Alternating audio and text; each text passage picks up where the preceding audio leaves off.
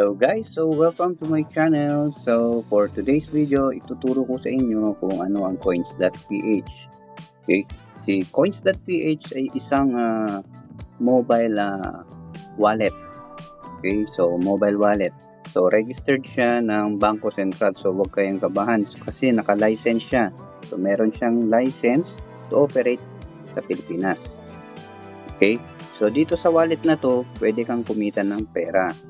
So, bago ang lahat, kailangan nyo muna kung paano gumawa ng account. Okay? So, magsa-sign up kayo.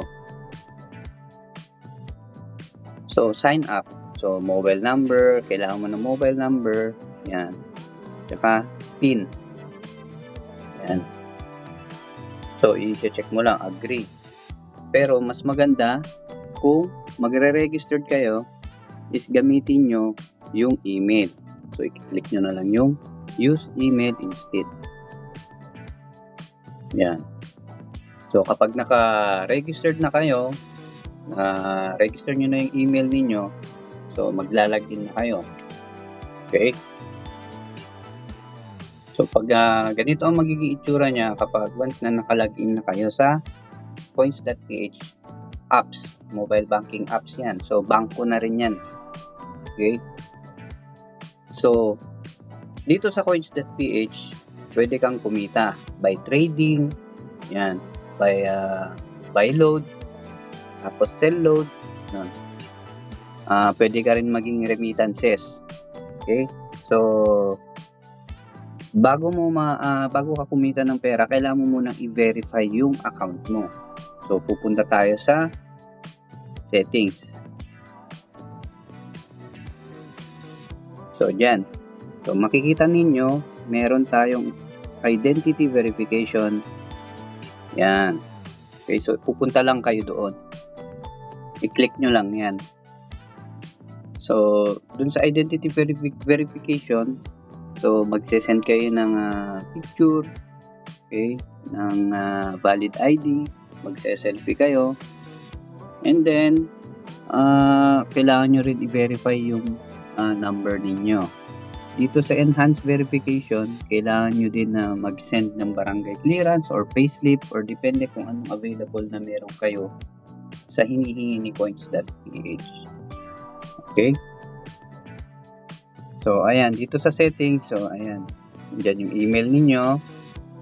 Okay? Email. Ayan. Mobile number. So, kailangan naka-verified yung mga yan. Pag naka-verified yung mga yan, yung limits ninyo or yung level account ninyo is mataas. Ganda. Pag level 1 lang kayo, pag email address lang yung naka-verified sa inyo at hindi naka-verified ang mobile number, hindi kayo makakapag-cash out. Makakapag-cash in lang kayo. Okay? So, kailangan, para makapag-cash out kayo, magle-level 2 kayo. So, pag level 1, no cash out. Cash in lang.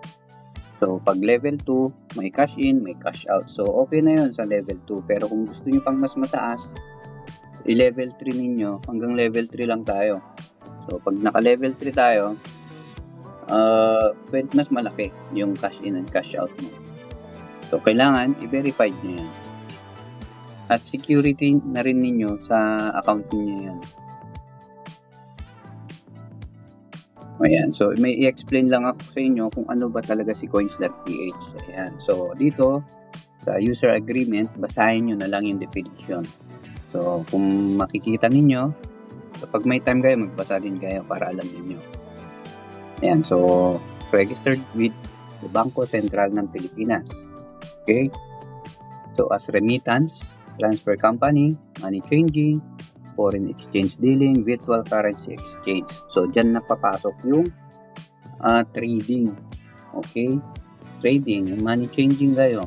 So, meron ding US dollar dito kay coins.ph. Pwede rin kayo mag-buy and sell. Okay? So, remittances. Katulad ng sinabi ko sa inyo, kung tatanggap kayo ng padala, pwede. Mag-buy load kayo, and then mag-sell load kayo para kumita. Yan. Pero, huwag kayong gagamit ng, or huwag kayong sasali sa mga illegal na na company or something na illegal na gumagamit ng pera ng crypto. Okay? Kasi baka ma-block yung account ninyo. Dahil pag once na may nag-send sa inyo ng pera, papasok ng coins.ph sa account ninyo, pwedeng matrack yan at ma-block yung account ninyo. So, dyan napapasok yung anti-money laundering. Okay, so ingat-ingat sa mga pagsali sa mga example, mga networking site, yan, mga Ponzi scheme, yan.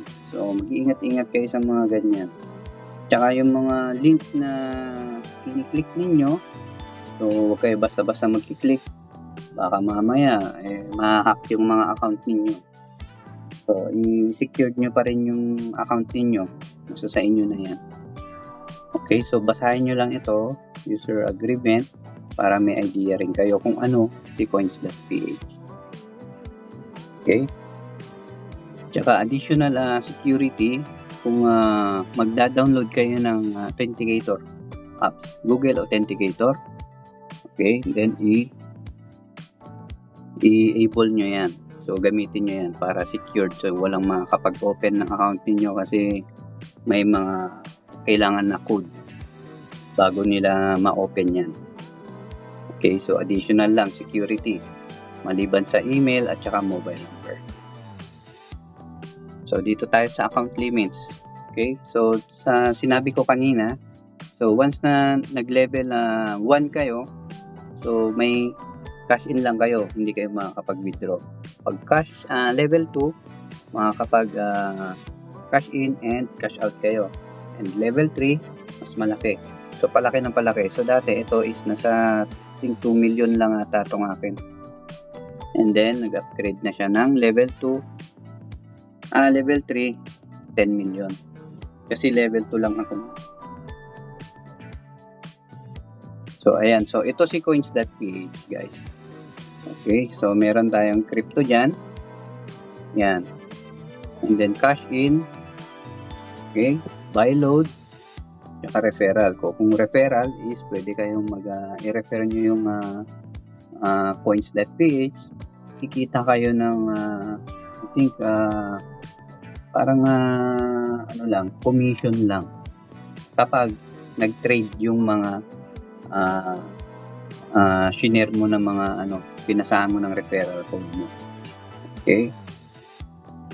So, dito, paano kumita ng pera? So, gagawa ako ng sa susunod, gagawa ako ng video tutorial kung paano kumita ng pera dito sa coins.ph gamit ang Coins Pro. So, ito lang muna ang video na gagawin ko sa inyo. So, pinapakilala ko muna sa inyo kung ano nga ba si coins.ph. Okay? So, ayan. Maraming coins yan na pwedeng pagkakakitaan. Dati, nag-umpisa ako dito. Okay, 4 lang ang coins. Or 4 lang ang pwede mong i-trade. Yan, marami na yan. Dati, nag-umpisa ako si Bitcoin. Ang presyo ni Bitcoin is nasa 100,000. Okay? Ngayon, ang presyo na ni Bitcoin is nasa 3 million na.